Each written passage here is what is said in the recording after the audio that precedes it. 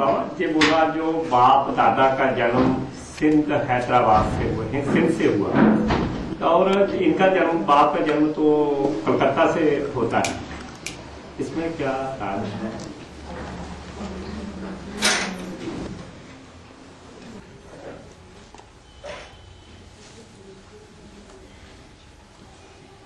बाप कहा गया राम वाली आत्मा के लिए, और दादा कहा गया ब्रह्मा के लिए। जिनके सामने कहा गया वो तो ब्रह्मा बाबा को ही बाप दादा समझते हैं,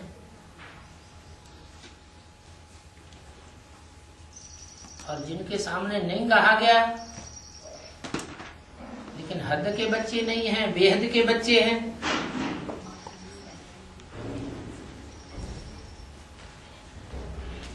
वो हद में फैले हुए हैं या बेहद में फैले हुए हैं। सिंधी बच्चों से बात हुई ना, तो सिंध माने क्या?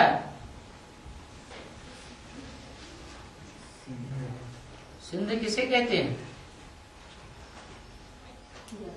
है? सिंध माने सागर।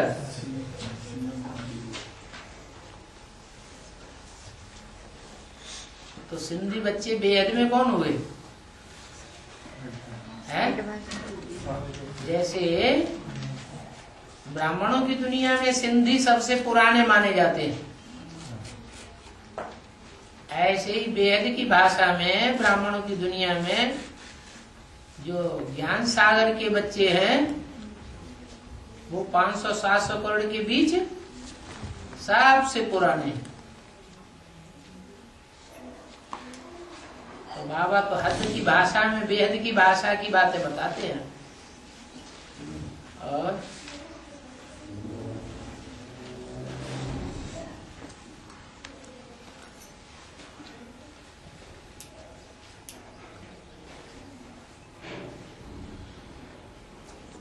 बाकी बाप दादा का जन्म स्थान तो अव्यक्तवाणी में खुद ही पहले बता दिया है। ईस्टर्न जोन बाप दादा को कहां से सिलेक्ट किया है? कलकत्ते से। यादगार भी कलकत्ता में बनी हुई है। क्या? Banyan tree. जो कल्प वृक्ष है उसकी यादगार है। अनेक शाखाओं वाला वृक्ष सागर के किनारे खड़ा हुआ है। उसका बीज है बहुत छोटा और झाड़ है बहुत बड़ा।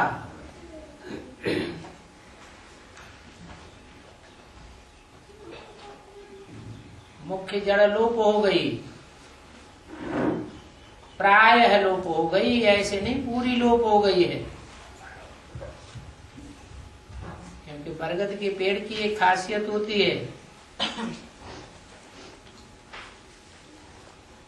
लकड़ी दूध वाली लकड़ी होती है,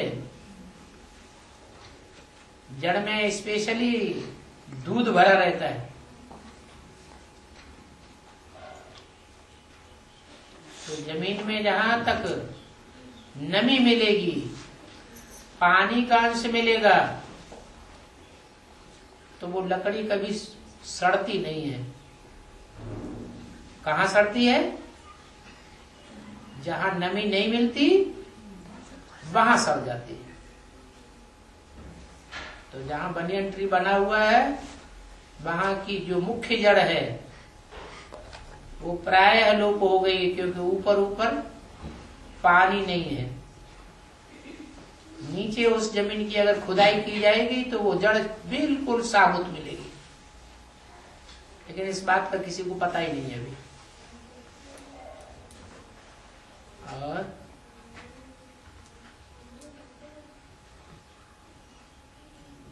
तो बाप दादा का जन्म स्थान तो कलकत्ता है।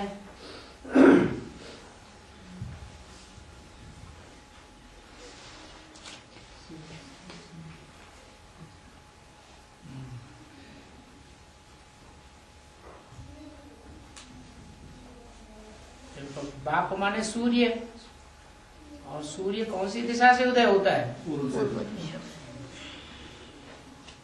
सिंध देश पूरब में है या पश्चिम में? पश्चिम में। तो जन्म स्थान कैसे हो गया?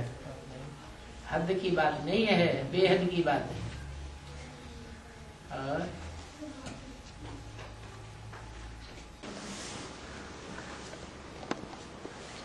अब जैसे बेसिक ब्राह्मण वाले हैं और वहाँ जो कन्याएं हैं वो शुरू से ही जन्मजात से ही पवित्र है, पवित्र है। हाँ जी, जन्मजात से ही पवित्र है। और जब से वो सरेंडर हुई है, सरेंडर हुई है तब से पवित्र है। उससे पहले भी पवित्र थी वो कन्या, लेकिन बाप का ज्ञान जो है उनकी बुद्धि में क्यों नहीं बैठता? पवित्रता सिर्फ शरीर की होती है या दृष्टि की भी होती है? दृष्टि से वृत्ति बनती है, वायुमंडल बनता है, उसकी भी पवित्रता आंकी जाएगी या नहीं आंकी जाएगी? पवित्रता का फाउंडेशन क्या है? दृष्टि, वृत्ति और संकल्प। जैसे संकल्प चलेंगे वैसे स्वप्न भी आवेंगे। तो दृष्टि विविचारी बन रही है, वहाँ विविचारी दृष्टि बनाने का उपक्रम कराया जा रहा है, या दृष्टि अव्यभिचारी बन रही है?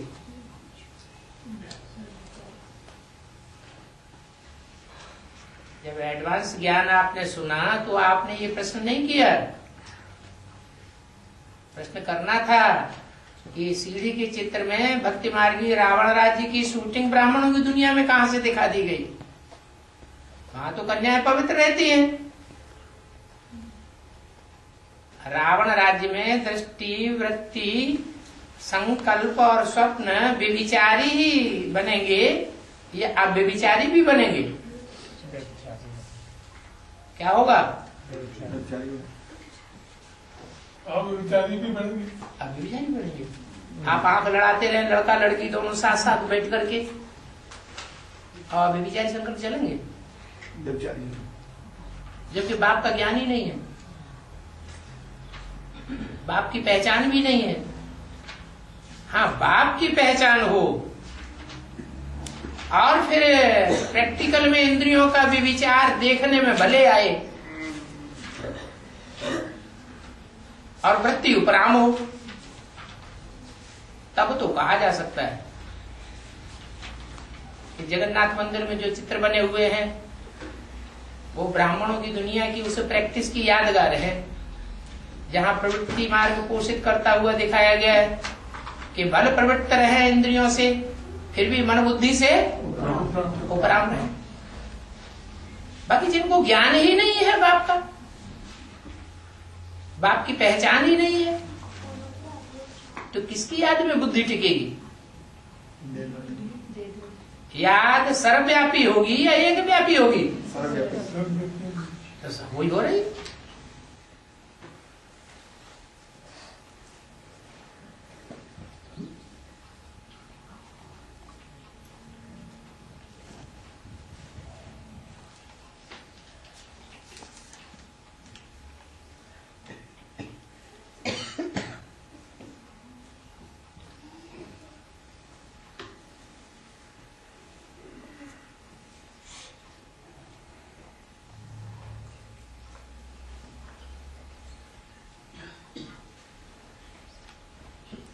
आया है एक दक्षिणावर्ती शंख है। कुछ गलत पढ़ते हो तो बता देना, क्योंकि उसको कुबेर का स्वरूप माना जाता है। किसको? दक्षिणावर्ती शंख को कुबेर का स्वरूप माना जाता है। महर्षि मार्कंडेय के द्वारा दक्षिणावर्ती शंख की स्थापना हुई और उसी दक्षिणावर्ती शंख की स्थापना होने से लक्ष्मी उत्पन्न होती है।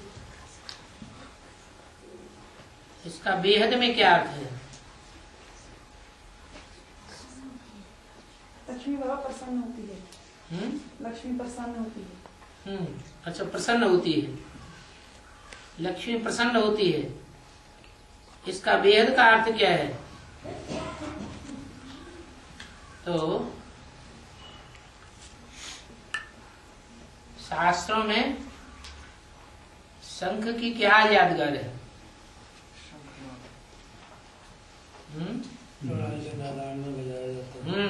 जब युद्ध होता है तो क्या करते हैं?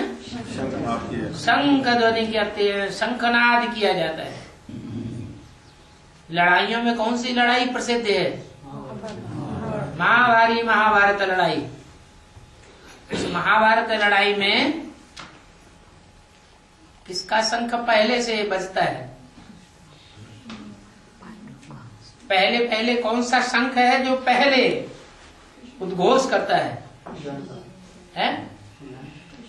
ज्ञान का शंख तो है ही, अज्ञान का शंख थोड़ा ही है। लेकिन वो ज्ञान का शंख किसके द्वारा पहले उद्घोष होता है? भीष्म पितामह के द्वारा। भीष्म पितामह पुरुष थे या स्त्री थी? पुरुष थे। जो पुरुष स्वभाव संस्कार होते हैं वो राजाई के संस्कार होते हैं या अधीनता के संस्कार होते हैं? राजाई के संस्कार होते हैं। और उनकी ये खास और विशेषता थी,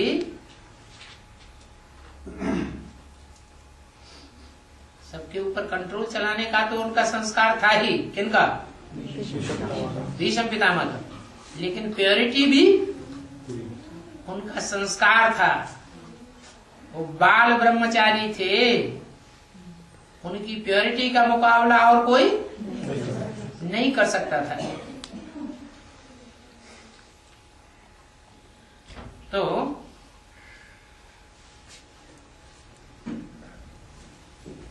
उसको कुबेर का स्वरूप माना गया, शंख को।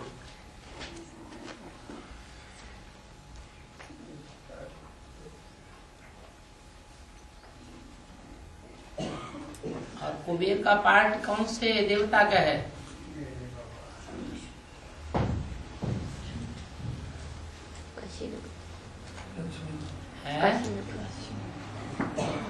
कौन सा देवता है जिसका पार्ट कुबेर का है? कौन सी दिशा का देवता है? ईशान कौन का नहीं है? ईशान कौन का ईश्वर है?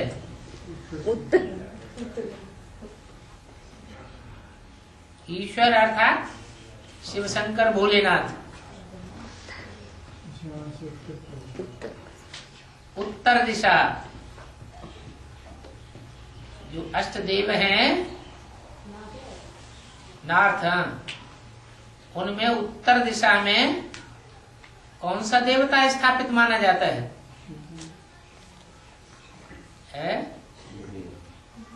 कुबेर। ईशान कोण का देवता तो मुख्य है, अष्ट देवों में पहला है, लेकिन उसके बाद दूसरा है कुबेर। तो कुबेर का स्वरूप है दक्षिणावर्ती शंख।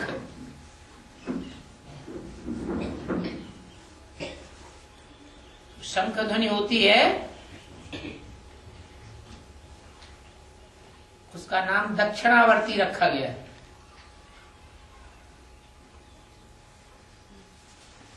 लड़ाई झगड़े की जो शुरुआत है वो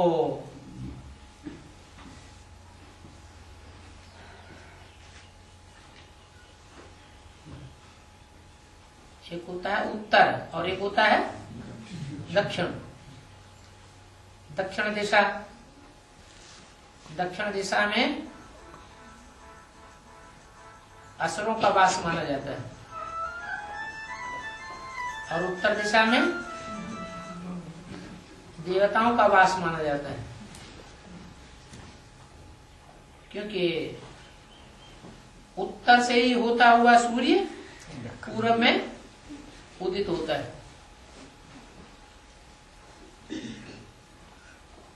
तो जो दक्षिण दिशा है, जहाँ असुरों का निवास है, वो असुर लड़ाई की शुरुआत करते हैं या देवताएं लड़ाई की शुरुआत करते हैं? पहले आक्रामक कौन बनते हैं?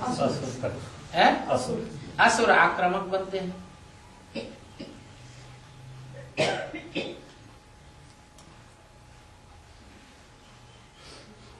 भीष्म पितामह आसुरी संप्रदाय में थे या दैवी संप्रदाय में थे? थे तो देवताई स्वभाव वाले, फिर भी पक्ष उन्होंने असुरों का लिया, इसलिए लड़ाई की शुरुआत भी उन्हों के द्वारा ही होती है। तो जो बताया गया है कि दक्षिणावर्ती शंख है, उसको कुबेर का स्वरूप माना जाता है। दक्षिणावर्ती शंख की स्थापना होती है और उस दक्षिणावर्ती शंख की स्थापना होने से लक्ष्मी उत्पन्न होती है। वो उत्पन्न नहीं, प्रसन्न होती है। लक्ष्मी प्रसन्न होती है। तो जो दूसरा मणका है अष्टदेवों में, वो पुरुष चोले में है या स्त्री चोले में है? स्त्री चोले में। और जो पहला मणका है पुरुष चोले में। जो ज्ञान शंख की ध्वनि है वो पहले मणके से शुरू होती है या दूसरे मणके से शुरू होती है?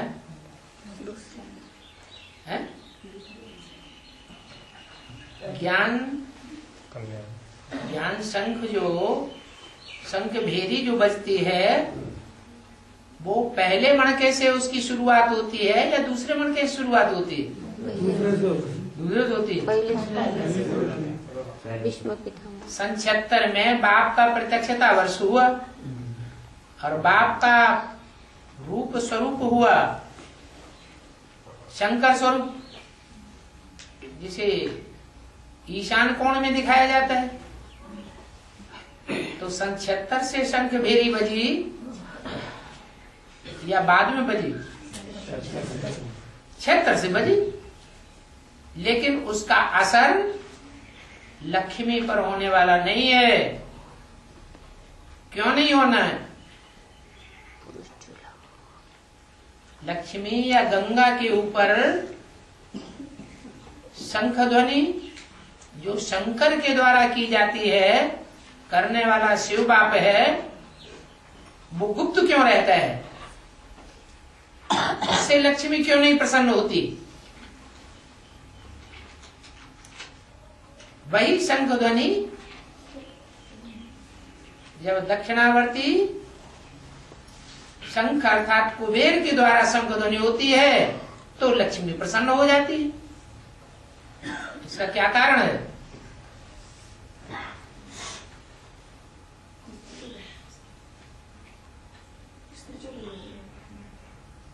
लक्ष्मी और शंकर दोनों के बीच में प्रैक्टिकल ज्ञान किसका है और बोल बोल का ज्ञान किसका है? लक्ष्मी का प्रैक्टिकल है और शंकर का प्रैक्टिकल तो नहीं कहेंगे, तो असर नहीं पड़ता। और जब असर ही नहीं पड़ेगा तो लक्ष्मी प्रसन्न भी नहीं हो सकती। और वही ज्ञान जब ज्ञान धन का अधिष्ठाता कौन सा देवता माना जाता है? धन किसके पास, कौन से देवता के पास ज्यादा होता है? वो कोषागार अध्यक्ष हो गया। तो वो जब ज्ञान सुनाता है, संगवेरी करता है, तो लक्ष्मी प्रसन्न हो जाती है।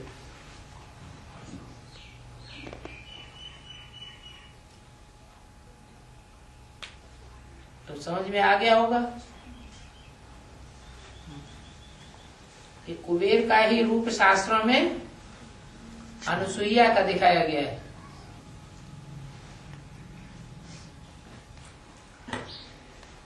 तीन मुख्य जो त्रिदेवों की तीन मुख्य देवियां हैं, उनका भी अहंकार खंडन करने वाली है पवित्रता के दृष्टिकोण में। वो है अनुसुईया। तीन देवताओं को भी बच्चा बना लेती है और प्योरिटी के आधार पर ही प्रैक्टिकल होता है। तो ब्राह्मणों की दुनिया में एडवांस पार्टी में ये कार्य की शुरुआत कौन सा मन का करता है? दूसरा मन का, जिसका नाम संसार में कुबेर के रूप में विख्यात होता है। और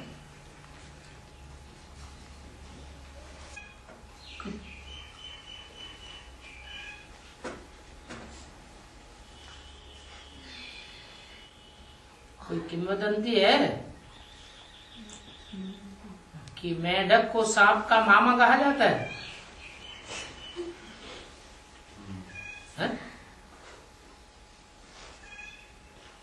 सुना किसी ने? मेंढक को सांप तो मेंढक को खाता है। हाँ खाता है, ये तो बात ठीक है, तो प्रैक्टिकल बात है। बरसात के दिनों में अक्सर करके सांप निकलते हैं, मेंढक भी होते हैं, और सर्प जो है वो मेंढक को निकल जाते हैं, खा जाते हैं। तो ये प्रश्न आया है कि सांप मेंढक को खाते हैं और सांप को मेंढक का मामा कहा जाता है। इसका बेहद का अर्थ क्या है? तो अर्थ तो तब बताया जाए जब असलियत क्लियर हो। हाँ, इतनी असलियत क्लियर है कि सांप मेंढक को खा जाता है, तो बरसाती मेंढक कहे जाते हैं, और किसी मौसम में तो मेंढक होते ही नहीं। तो ये ब्राह्मणों की दुनिया में संगम युग जो है, सन 36 से लेकर के और 2000 तक का जो पीरियड है, वो मेढकों का युग कह दो, भगवान का युग कह दो, है तो। लेकिन इसमें मेढकों की ट्रां भी बहुत होती है। दुनिया में सभी देशों में कौन से धर्म का राज्य चलता है? इस्लाम, क्रिश्चियन, आर्य समाज, कांग्रेसियों का प्रजा के ऊपर, प्रजा का राज्य, चलाने वालों का राज्य, प्रजातंत्र राज्य चलता है सभी देशों। और प्रजातंत्र राज्य में जो नेताएं होते हैं वो हर देश में ट्रा ट्रा ट्रा ट्रा करते हुए देखे जाएंगे। क्या हम दुनिया को क्या बनाएंगे? स्वर्ग बनाएंगे। इस बात की बहुत एडवर्टाइजमेंट करते रहते हैं, लेकिन दुनिया दिन ब दिन और ज्यादा स्वर्ग बनती जाती है कि नरक बनती जाती है? नरक बनती जाती है। ऐसे मेढकों को,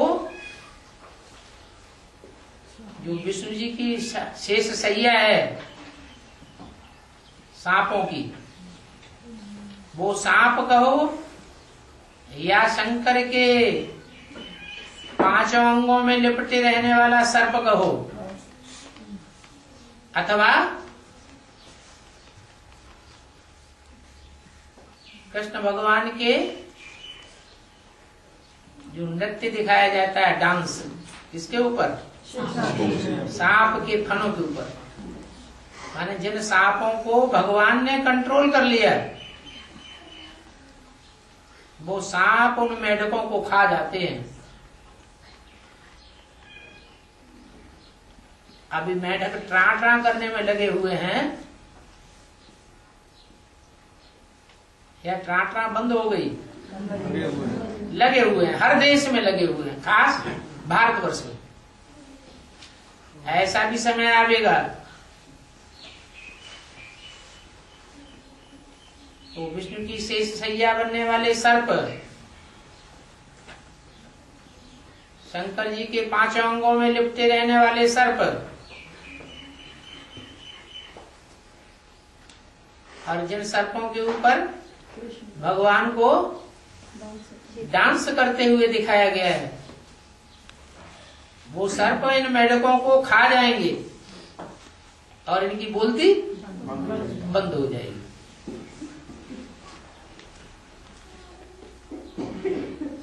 मामा कैसे हो? अरे किसी ने बात को अनुमोदन ही नहीं किया कि मामा कहते हैं या नहीं कहते, तो वो बात तो झूठी साबित हो गई। किसी ने अनुमोदन किया कि सांप का मामा कहते हैं, उन्होंने किया अनुमोदन? कोई नहीं किया। और जिसने लिखा है, लिखा भाई पूछे ना वो क्या, कहाँ लिखा है, कौन से शास्त्र में? जिसने लिखे भेजा है, प्रश्न पूछा जिसने, उसने अपना विचार लिखा। अपना अपना विचार कौन मानता है? ऐसे तो दुनिया में ढेर के ढेर चित्र बना दिए। वो माया की मत पर अपने अपने विचार चलते हैं, अपने अपने चित्र बनाते हैं, अपनी अपनी कथा कहानियां लिख देते हैं।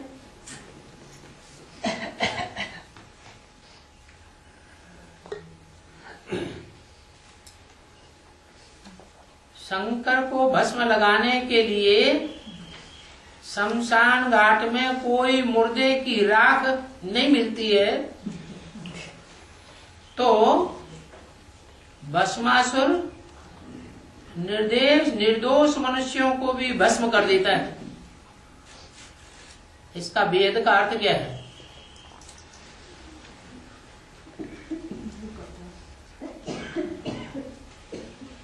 भस्म किसे कहा जाता है? राख। राख तो ठीक है, भस्म कहा जाता है, लेकिन राख का अर्थ क्या है? एक वाणी में बोला है, अब देखेंगे कोटों में से एक, लाखों में से एक कौन निकलते हैं, राख कौन बनते हैं,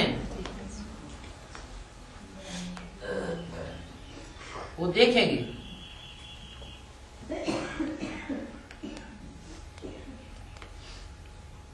राख बनने का मतलब क्या हुआ? अपने देवान को भस्म करना, जीते जी मरना।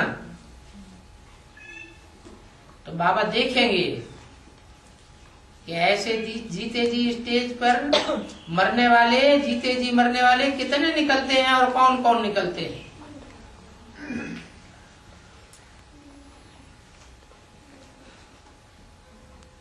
तो एक असुर था, उसने ये जिम्मा लिया कि शंकर जी को मैं रोज भस्म लाके दूंगा। तो भस्म लगाने का अर्थ क्या हुआ? भक्ति मार्ग में तो सब स्थूल करते हैं, ज्ञान मार्ग में प्रैक्टिकल होता है। ज्ञान मार्ग में देवान को राख लगा देते हैं, बना देते हैं, भस्म कर देते हैं देवान को। और भक्ति मार्ग में साधु संत क्या करते हैं? राख को अपने शरीर में लगाते हैं। तो शरीर में राख लगाने से देवान खत्म हो जाएगा क्या? नहीं हो जाता। जैसे जैन साधु होते हैं, वो मानते हैं कि देवताओं को दाढ़ी मूछ नहीं होती, बाल नहीं होते हैं।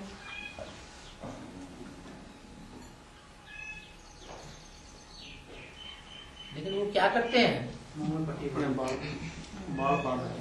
जो है संसार का त्याग करते हैं, तो चाहे स्त्री हो चाहे पुरुष हो, वो उन बालों को ही उखाड़ देते हैं। पुरुष अपने दाढ़ी मूछ के बालों को भी उखाड़ देंगे, और स्त्रियों के जो गुप्त अंग के बाल हैं उनको एक एक करके नोच देते हैं। समझते हैं अब हम निर्विकारी हो गए। तो क्या ऐसे कोई निर्विकारी बन जाते हैं? और ज्यादा विकारी होते हैं। ये कोई तरीका नहीं हुआ, ये तो स्थूल बातें हो गई। जो अर्थ सहित बात है वो तो भूल गए। तो ऐसे ही कोई एक भस्मासुर निकला जिसने ये जिम्मा लिया कि हम शंकर जी के लिए रोज राख लाएंगे ताकि वो भस्म रमाते रहें, देवान को भस्म करते रहें। लेकिन फिर उसे राख मिलना बंद हो गई, तो उसने शंकर जी से वरदान मांग लिया कि मैं जिसके हाथ पर, जिसके सर के ऊपर हाथ रख दूं वो भस्म हो जाए। तो उन्होंने तो ये कहा था जो बुढ़ा हो जाए, मरणासन्न हो जाए, बहुत दुखी हो शरीर से, ऐसों को तुम सर के ऊपर हाथ रखना, भले चंगे लोगों के ऊपर हाथ नहीं रखना। लेकिन असुर तो असुर होते हैं, वरदान लेते समय तो चाव से ले लेते हैं, फिर उसका पालन नहीं कर पाते। तो उसने भी सबको भस्म करना शुरू कर दिया, सारी सृष्टि में हाहाकार मच गया। अब ये भस्मासुर ब्राह्मणों की दुनिया के हैं या बाहर की दुनिया के हैं? ब्राह्मणों की दुनिया के हैं। ये है हाथ। हाथ का अर्थ क्या होता है? बुद्ध रूपी हाथ। ये तीसरा नेत्र रूपी बुद्ध रूपी हाथ भगवान ने दिया है ब्राह्मणों को कि लोगों का कल्याण करो। क्या? उनके देवान को भस्म करो। पुरुषार्थ करते करते बुढ़े हो रहे हैं, प्राप्ति नहीं हो रही है, उनको सहयोग करो। तो बजाय सहयोग करने के क्या करते हैं? जो निरीह प्राणी हैं उनको ही भस्म कर देते हैं। भस्म कर देते माने उनके पुरुषार्थ को नष्ट कर देते हैं, खंडित कर देते हैं।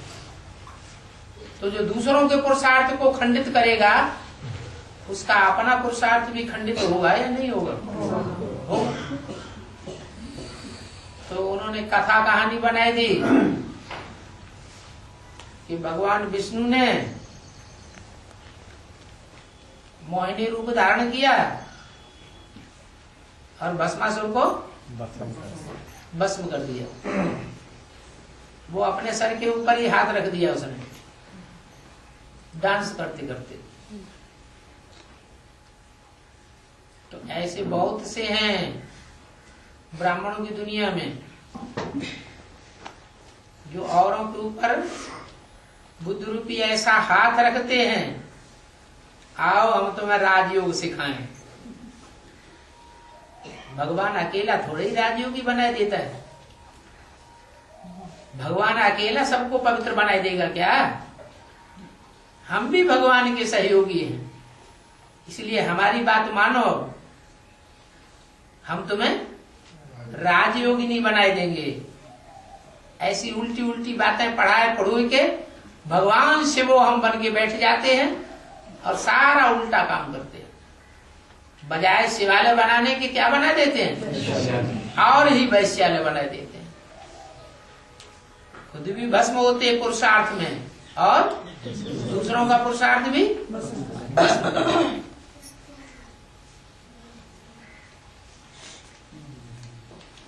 बाबा जब आदमी शरीर छोड़ता है हमारे इधर, तो फिर उसको शमशान घाट पे ले जाते हो तो शंख बजाते हैं, उसका क्या रहस्य है? दुनिया की मौत कभी होती है कि नहीं? हाँ होती है। अंत में मौत होती है। तो गायन ये है कि जब मौत हो तो क्या करें, क्या अच्छा हो, अच्छे से अच्छा कि उस समय मौत हो। तो बोलते हैं गंगा जल मुख में हो तब प्राण तन से निकले। तो वो जल की बात है क्या? ज्ञान जल की बात है। ऐसे ही शमशान घाट में वो ज्ञान शंख फूके जाने की बात है, स्थूल शंख बजाने की बात नहीं है। और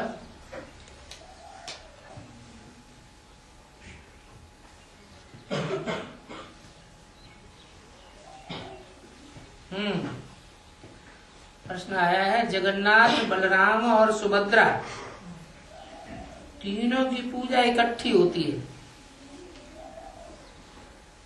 लेकिन उनके साथ लक्ष्मी की पूजा क्यों नहीं होती? उनका मंदिर अलग क्यों और लक्ष्मी का मंदिर अलग क्यों दिखाया जाता है? नाम ही है जगन्नाथ। किसका नाथ? सारे जगत का नाथ। तो जगत का नाथ सतयुग में होगा, त्रेता में होगा, द्वापर में होगा, या जब 500-700 करोड़ दुनिया के मनुष्य इकट्ठे होंगे इस दुनिया में, तब जगत होगा। 500-700 करोड़ जब मनुष्य इस दुनिया में इकट्ठे हो जाते हैं तो कहा जाता है जगन्नाथ। उस समय की यादगार है जगन्नाथ की। और जगन्नाथ जिसको कहा जाता है भगवान को, वो भगवान वास्तव में भगवान है या भगवान का टाइटलधारी है?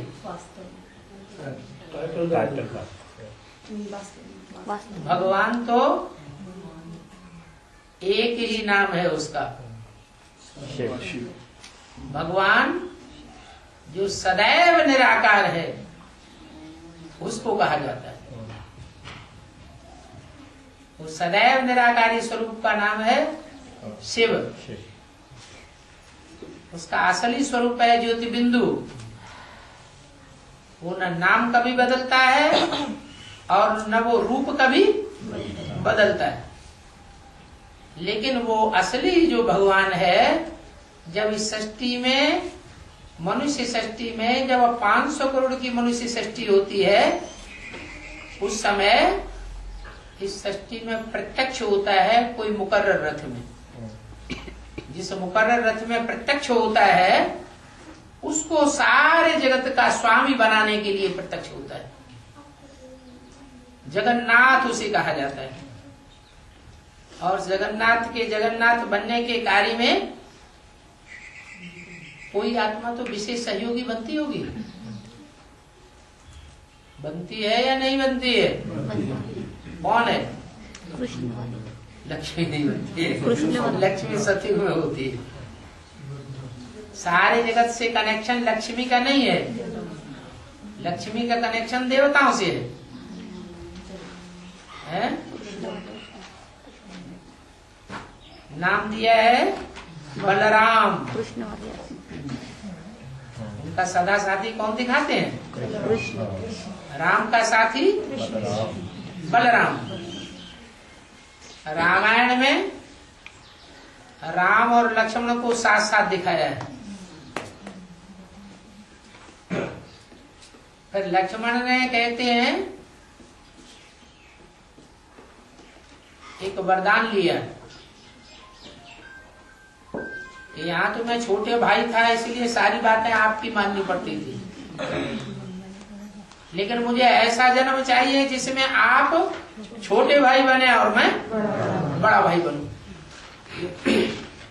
तो शास्त्रों में दिखाई दिया कि वो बलराम का नाम जो बड़ा है, द्वापर में, द्वैतवादी युग में उनका नाम बलराम हुआ और वो हुए कृष्ण, नहीं राम नहीं, उनका नाम हुआ कृष्ण। ऐसे ऐसे कथा बनाई हुई है। वास्तव में है ये संगम युग की बात।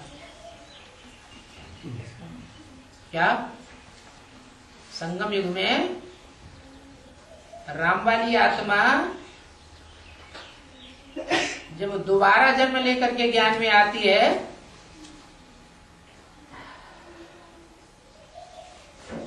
तो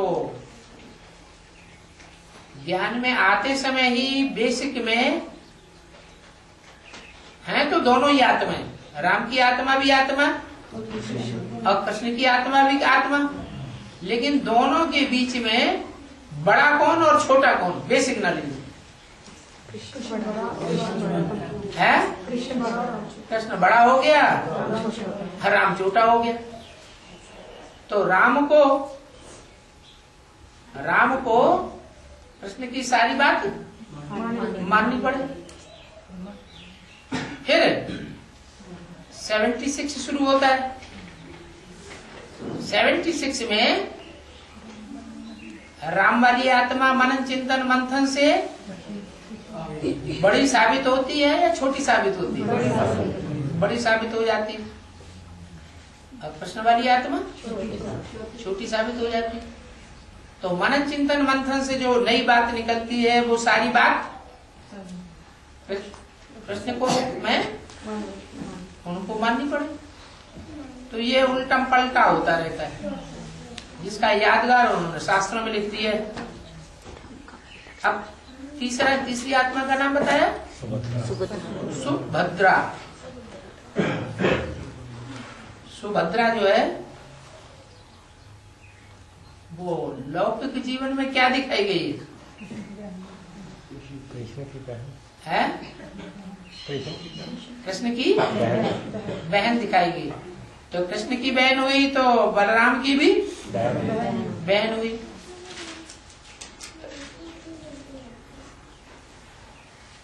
वो रुद्रमाला का मणका है या विजयमाला का मणका है? रुद्रमाला का मणका है। नाम रख दिया सुभद्रा। सु माने सुंदर और भद्र माने है? भद्र माने क्या? भद्र माने कल्याणकारी। कैसा कल्याणकारी है? सुंदर कल्याणकारी। एक कल्याण होता है ऐसा कि कल्याण तो है, लेकिन कल्याण के साथ साथ काला कर्म भी हो गया, तो उसका भी नाम शास्त्रों में है भद्रकाली। क्या नाम दिया है? भद्रकाली। है तो भद्र, कल्याणकारी तो है। क्योंकि अगर काली न हो तो असुरों का संहार भगवान तो नहीं करेगा। भगवान प्यार का सागर कैसे बनेगा? भगवान के लिए क्या कहने है?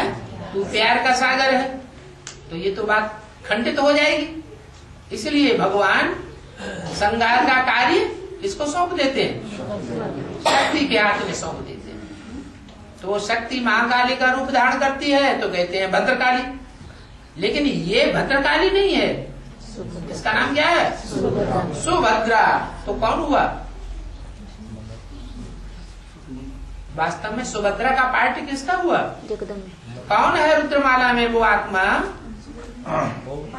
दूसरा भद्रकाली है, दूसरा सुभद्रा है। दूसरा मणका काशी जो रुद्रमाला का अष्ट देवों में दूसरा मणका है वो हुआ सुभद्रा। सुंदर भी है और कल्याणकारी भी है। भगवान के लिए टाइटल होता है सत्यम शिवम सुंदरम। शिव माने कल्याणकारी और सुंदर माने सुंदर। जो कल्याणकारी है वो ही सुंदर है।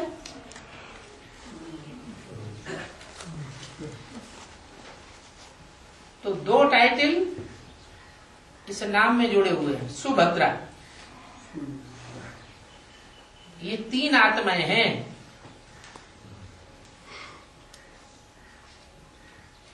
जो कलयुग के कठोर समय में तीनों आत्माओं ने जो पुरुषार्थ किया है, तीव्र पुरुषार्थ किया है, उसकी यादगार है। तीनों की पूजा होती है। पूजा का आधार होता है प्योरिटी, लेकिन उनके साथ लक्ष्मी की पूजा नहीं होती है।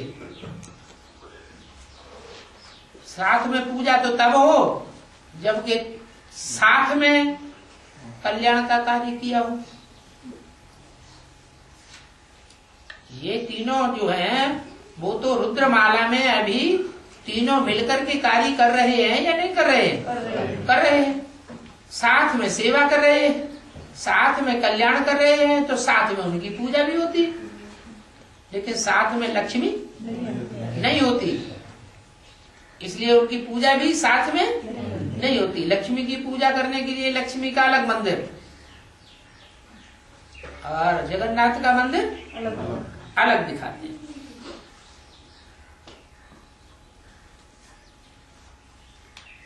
और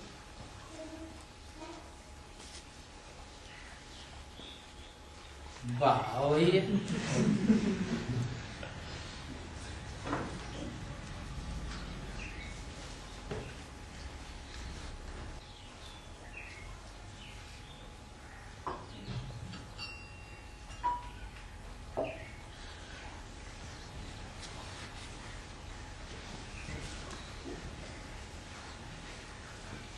पृथ्वी और चंद्रमा तो मिट्टी है,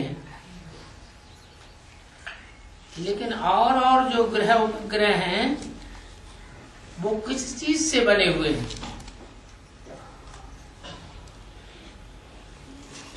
कोई भी ग्रह हो, जो कोई भी उपग्रह हो, वो जड़ है या चैतन्य है? जड़ है। और जो भी जड़त्वमयी चीज होती है वो कितने तत्वों से बनी हुई होती है? 5 तत्वों से बनी हुई होती है। ये हो सकता है कि कोई में किसी तत्व की प्रधानता और कोई में किसी दूसरे तत्वों की प्रधानता। सूर्य में कौन से तत्व ज्यादा विद्यमान है? अग्नि। ऐसे नहीं कहेंगे कि सूर्य में मिट्टी नहीं है, मिट्टी होते हुए भी उसमें अग्नि तत्व ज्यादा विद्यमान है। ऐसे ही चंद्रमा पृथ्वी का उपग्रह है, माने पृथ्वी से अलग छिटक के पृथ्वी के आकर्षण में चारों ओर घूमता रहता है। तो जब पृथ्वी का ही हिस्सा है तो उसमें ऐसे नहीं हो सकता चंद्रमा में पानी बिल्कुल न हो। चंद्रमा में भी पानी भी है, लेकिन बहुत थोड़ा है। जैसे कोई भरा हुआ बड़ा बर्तन है और उसमें कोई आकर्षण की चीज है जिसके आधार पर वो पानी उससे लिपटा हुआ रहता है।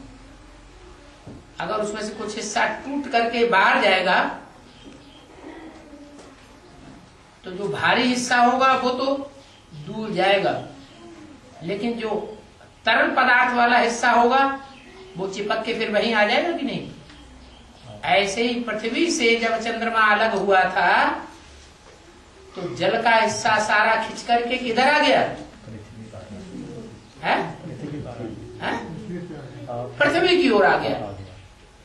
फिर भी कहीं न कहीं गुफा में, कहीं क्षेत्र में थोड़ा बहुत पानी रह गया। अभी वैज्ञानिकों ने ये साबित किया है कि चंद्रमा पर भी पानी है। ऐसे नहीं कि पानी नहीं है बिल्कुल, लेकिन बहुत कम। तो कोई भी ग्रह उपग्रह हो, ऐसा कोई उपग्रह नहीं है, कोई ग्रह नहीं है जिसमें 5 तत्व विद्यमान न हो।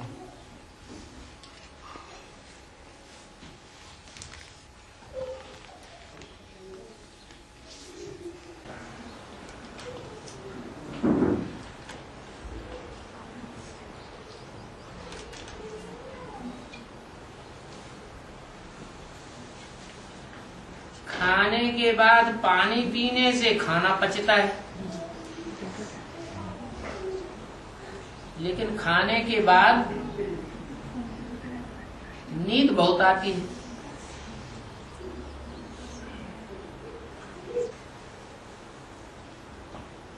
और आलस्य आता है। इसका वेद का अर्थ क्या है? अरे वेद में खाना किसे कहा जाता है और पानी किसे कहा जाता है? याद को कहेंगे भोजन, खाना, और ज्ञान को कहेंगे जल।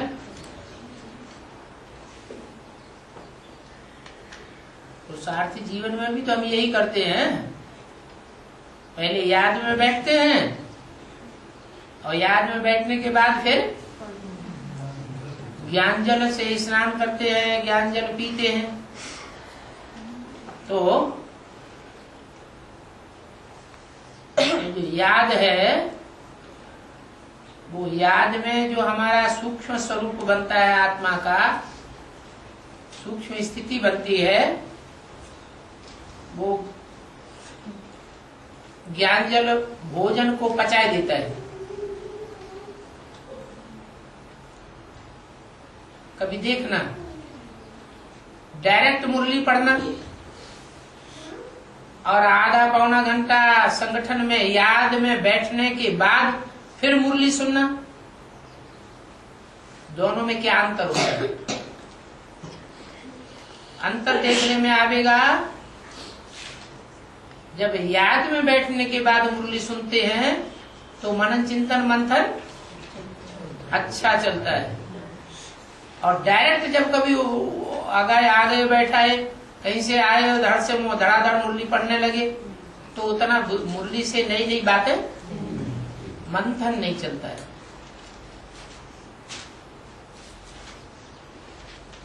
बाकी नींद आती है, आलस्य आता है, वो तो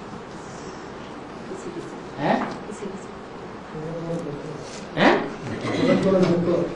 थोड़ा सबको आता है। थोड़ा को मतलब थोड़ा नंबर बात। यहाँ पानी पीने की भी बात लिखी हुई है क्या?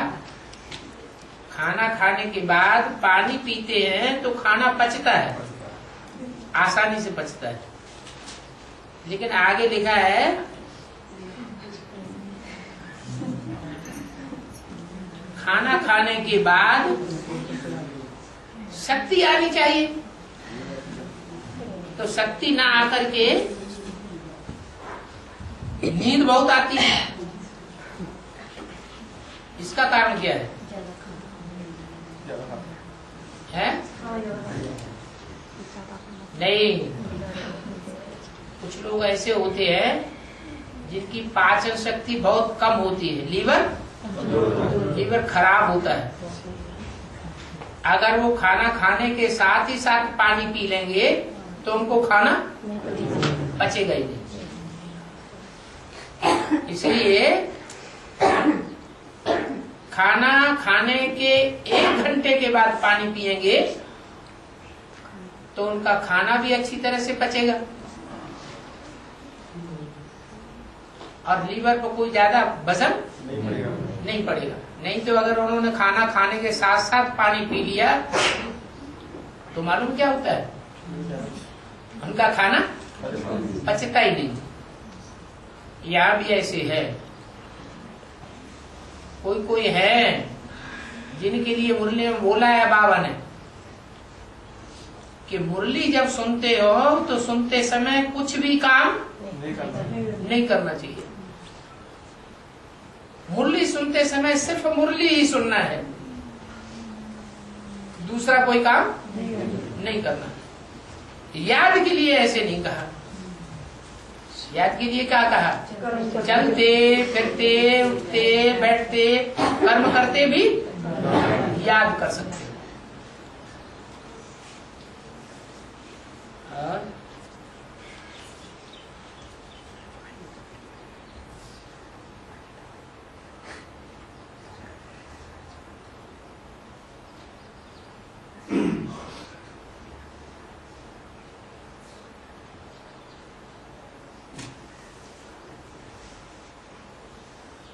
जो जगन्नाथ है उसका झंडा 52 हाथ लंबा दिखाते हैं।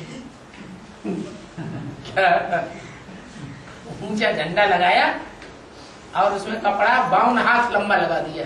1 हाथ, 2 हाथ, 3 हाथ, 52 हाथ लंबा। उससे छोटा अथवा बड़ा झंडा नहीं लगाते हैं। इसका अर्थ क्या है?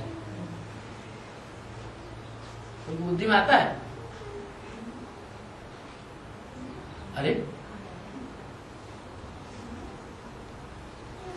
हाँ,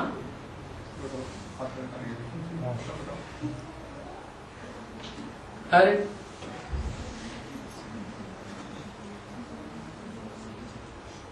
थोड़ा इशारा दे। ताश के 52 पत्ते होते हैं। हैं? ताश के 52 पत्ते होते हैं। वो तो खेल है, वो तो ठीक है, वो भी संगम युग किया गया।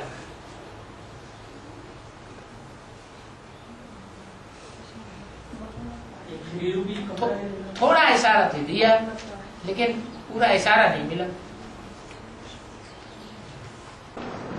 बस जुए में काम आती है। और पांडव जो थे वो जुआ खेलने में बहुत प्रवीण थे। हैं? पांडवों का जुआ जो है वो मन पसंदीदा खेल था। पांडव कौरवों का जुआ। हाँ। और उसके 52 ही पत्ते होते हैं। नहीं, वो तो आज ही पत्ते 52 नहीं होते, आज नहीं होते हैं। और वो जुआ नहीं खेला था उन्होंने, उनकी तो चौपड़ थी।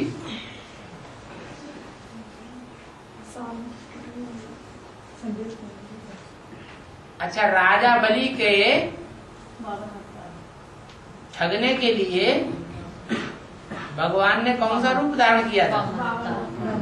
है 52 अंगुल। अब थोड़ा सा इशारा मिल गया, आप बता दो। अरे ब्राह्मणों की दुनिया में जितने भी ब्राह्मण होते हैं, उनमें पहला ब्राह्मण और सबसे बड़ा ब्राह्मण कौन होता है? विष्णु को दिखाते हैं ना, प्रजापिता जो पहला ब्राह्मण है, बड़ा ब्राह्मण है, वही तो जगन्नाथ है। कि कोई दूसरा जगन्नाथ बनता है? तो उसकी लंबाई दिखाई गई है कि पक्का ब्राह्मण है 52 अंगुल का। क्या? इसलिए आजकल मिलिट्री में जब ब्राह्मणों को चुनाव होता है, जो जब मिलिट्री मेंस को चुनाव होता है, तो जो ब्राह्मण जाति के होते हैं, अगर वो छोटे कद के भी होते हैं तो भी उनको सिलेक्ट कर लेते हैं। ठाकुर अथवा जाट तो मुस्लिम या क्रिश्चियंस दूसरे धर्म के होंगे तो छोटे कद का स्वीकार नहीं करेंगे।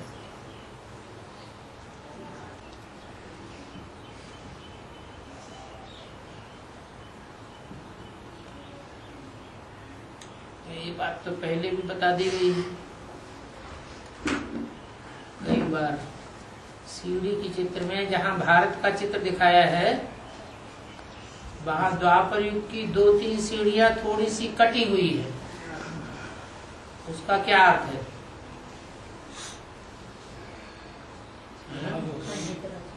हाँ, राज्य का खंडन हो जाता है। क्या? वहाँ 16 कला संपूर्ण स्टेज नहीं रहती, सर्वगुण संपन्न स्टेज नहीं रहती। गुणों में कटौती हो जाती है, शक्तियों में कटौती हो जाती है। इसलिए वो कटा हुआ जन्म दिखाया गया है, खंडित दिखाया गया है।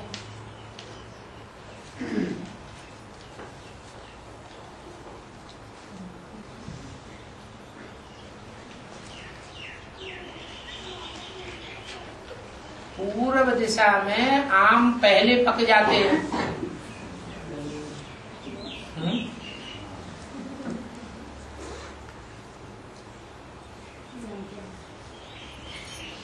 पहले तैयार हो जाते हैं और पश्चिम में बाद में तैयार होते हैं। इसका क्या मतलब है? जो है वो पूर्व दिशा वालों को ही लगता है। हाँ, सूर्य का उदय होना, पहले सूर्य का उदय होना कहाँ होता है, कौन सी दिशा में? पूरब में होता है।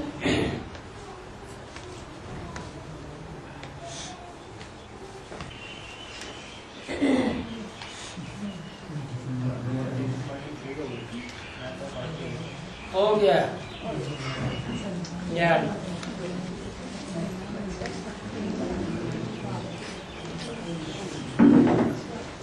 कोई बोलता तो है नहीं, पर्चीबाजी ज्यादा होती है।